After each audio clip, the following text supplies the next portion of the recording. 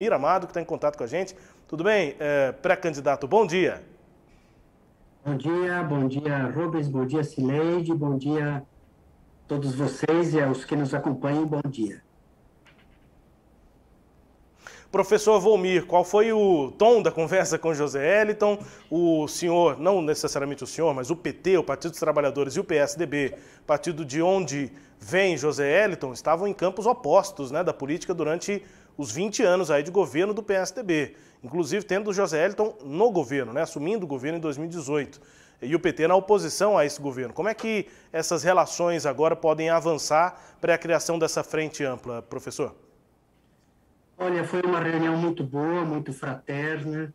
Eu conheço José Eliton de muitos anos, assim como tive a convivência muito próxima como reitor da universidade com o governo Marconi. E foram projetos conjuntos, eram eventos, enfim, era um trabalho integrado. E essa convivência de décadas, não foi um dia ou dois, mas também foi suscitando, foi gerando um clima de, de convivência, de harmonia, de integração, de respeito recíproco, de interajuda. E claro que isso também colabora para estes momentos no terreno político partidário. Bom, portanto, trazendo esta história recíproca de mim e de José Eliton, nos encontramos ontem pela manhã, neste, como disse, encontro muito fraterno, e ele com o coração muito aberto, sem maiores, assim, nada incisivo, apenas se colocando, historiou a própria caminhada que ele fez para chegar até este momento, isso remontando desde seus tempos partidários e também de gestão, depois a conversa com Alckmin, a decisão que houve no país e, portanto, a decisão local e sua decisão pessoal. Então, da parte de José Eliton, principalmente, mas convergindo com o nosso modo de ver, há uma modo de interpretar de que precisamos fortalecer uma frente ampla, progressista, democrática, avançada aqui para o estado de Goiás, assim como Lula e Alckmin estão fazendo no Brasil. E esta frente ampla, claro, pela inclusão, pela justiça social, por um conteúdo programático que defenda as instituições, o ambiente da democracia, a reconstrução da paz, o reequilíbrio econômico, a geração de empregos, enfim, não é uma conveniência eleitoreira. De fato, é em cima de uma visão, de um laço conceitual, de um conjunto de princípios, de uma, como disse, visão programática, de um programa, não ainda de um plano, mas de um programa, pelo menos, um programa que já nós temos coincidência em sua visão global e que depois pode ser burilado, aperfeiçoado, coincidido, incorporado com sugestões, com aspectos, dimensões e análises novas em razão do tempo presente e dos desafios do futuro. Então, o encontro com o Zé Eliton trouxe realmente esta afirmação do projeto da frente ampla. De fato, há, como se menciona, um histórico do PT na relação com o PSDB no passado, tanto no Brasil quanto aqui em Goiás, que há pontos sensíveis. Mas também há reconsiderações, porque o tempo passa e é preciso olhar o presente e o futuro. E no país houve, por exemplo, a conversa do próprio Marconi com Lula e uma reavaliação do passado, onde, ao que parece, tudo foi zerado e se colocam num olhar prospectivo, ambos pelo Brasil e por Goiás.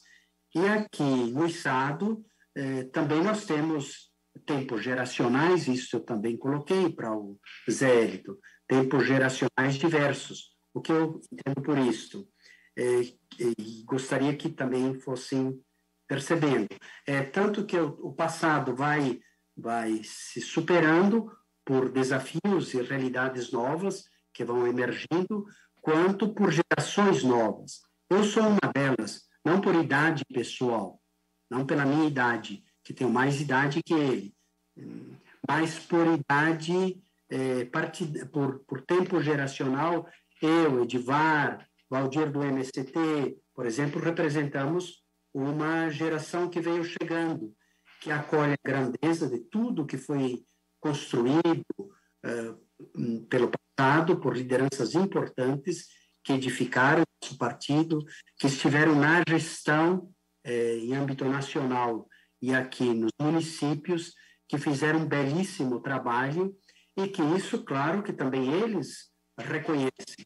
Agora, numa caminhada, eu também fui reitor, não é que a gente não tenha dificuldades e enfrente, às vezes, impasses, um grupo, outro, um momento, outro, conjunturas que sempre podem ficar algum problema. Mas isso é superável, é superável. Então, o fato, Robes, é que nós estamos com uma firme determinação para isso. E não tocamos em assunto de chapa. Não é o momento de falar de chapa majoritária. Nós queremos criar esta frente ampla, porque uma chapa deve ser amadurecida. Veja bem o meu exemplo. Eu, encerrado o tempo de reitoria, em abril, tive que fazer uma discussão até novembro para poder ver com lideranças e com as bases partidárias se era o caso de apresentar o nome ou não. Em novembro, apresentei o nome, eu aqui contei para você, para a Cileide, apresentei o nome na reunião do diretório, uma reunião ampliada, e daí para frente eu fui considerado pelo partido como quem apresentou o nome. No PT tem essas categorias. É gente que gosta de discutir, de analisar, de discernir. Daí, até poucos dias atrás, eu era considerado como o nome que se apresentou ao PT. Há poucas semanas, a executiva estadual, em convergência com a executiva nacional, decidiu que eu era, então, o pré-candidato. É um outro grau. O pré-candidato do partido. O partido abraçou. Bom, muito bem. Uma questão de chapa majoritária, o processo é o mesmo. A palavra é muito cara dentro do nosso mundo partidário, que é construir. Nós temos que construir a chapa majoritária e é por aí que nós vamos caminhar de agora para frente também com o Zé Elito. Professor Volmir Amado é reitor da PUC Goiás e pré-candidato do PT, portanto, conversando com o Zé Elton. Eu sorri aqui porque seria a minha próxima pergunta, professor. Quem é que vai ser o pré-candidato dessa frente? Se é o senhor ou se é o Zé Elton, se é outro nome, mas o senhor já respondeu essa pergunta, o senhor falou da frente, e aí eu quero fazer essa pergunta e, na sequência, depois que o senhor responder essa... Essa pergunta nem ele nem eu sabemos responder. Nós não temos a resposta, porque ela será ouvida do ponto de vista nacional, com as lideranças nacionais, do ponto de vista das lideranças locais, mas também do ponto de vista da base que eu quero dizer, veja, nós temos diretórios municipais, nós temos 63 mil filiados no Estado, temos as setoriais da moradia, da saúde, da mulher, LGBT, os vários setoriais. É claro que é preciso um nome que consensue, que harmonize, que se integre ao conjunto de um partido que incorpora uma diversidade de expressões e identidades. Então, é isso daí. A pergunta nós temos. Nós temos essa pergunta. Essa sua pergunta é nossa pergunta. Agora, a resposta é uma questão que o tempo dirá.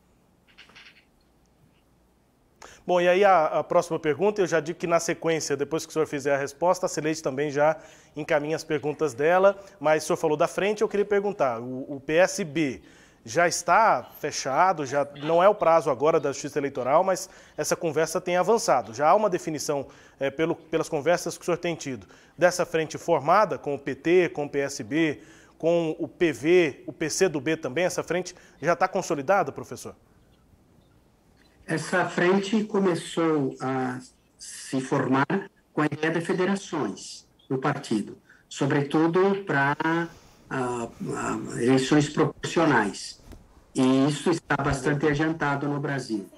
Eventualmente, com o PSB, pode ser que, por razões de uma região ou outra, de um estado ou outro, por conjunturas locais, eventualmente, mas eu acredito que aconteça. Mas se não acontecer, de qualquer modo, para nós aqui em Goiás, nós estamos muito convergentes. Conversei com Elias Vaz, todos conversamos, a presidente do partido, parlamentares conversaram. Então, nós, com os partidos de esquerda, estamos indo bem. Essa ideia de aliança é um pouco coincidente com a ideia de frente, de uma frente ampla. Mas me parece que frente tem um conceito mais amplo do que aliança, porque aliança necessariamente implica em composição de chapa. Uma frente pode ser uma composição futura de governo e não necessariamente uma composição de chapa. Então, nós estamos bem adiantados com isso, já uma caminhada percorrida, é uma questão realmente de ver também melhores definições em âmbito nacional para nós aqui convergirmos e selarmos isto que já é uma caminhada.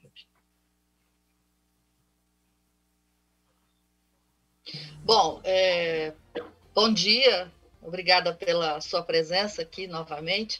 Professor, o senhor falou agora há pouco sobre as várias tendências, né, os setoriais que o partido tem, que esse assunto vai ser discutido internamente.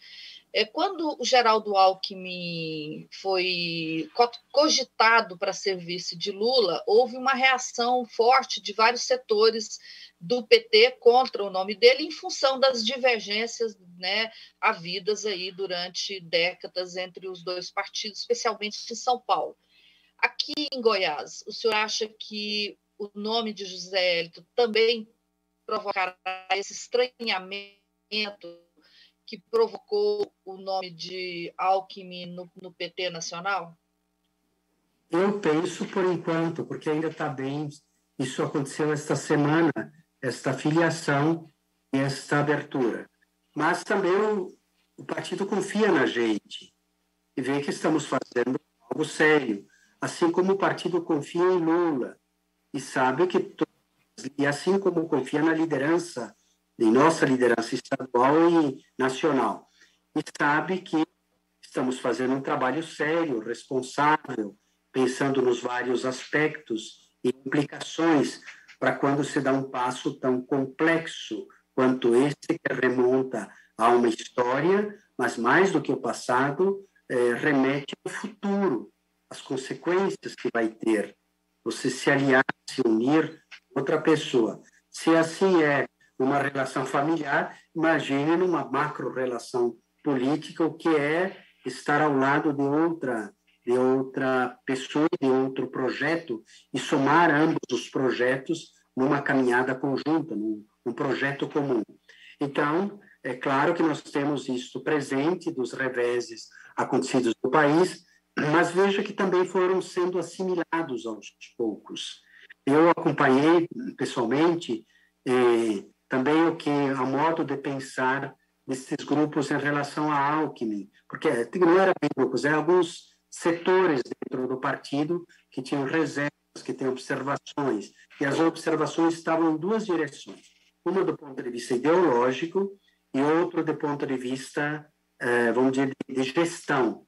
De gestão, o Alckmin ficou muitos anos em São Paulo em gestão, também teve seus desgastes e seguramente seus embates com categorias, com movimentos sociais, com sindicatos, o que me parece que é inevitável para qualquer governo entrar em controvérsias, em momentos também conflitivos, porque a situação é complexa sempre em cada momento de gestão. A quem passou por gestão sabe muito bem, tem consciência disso. Então, isso é compreensível.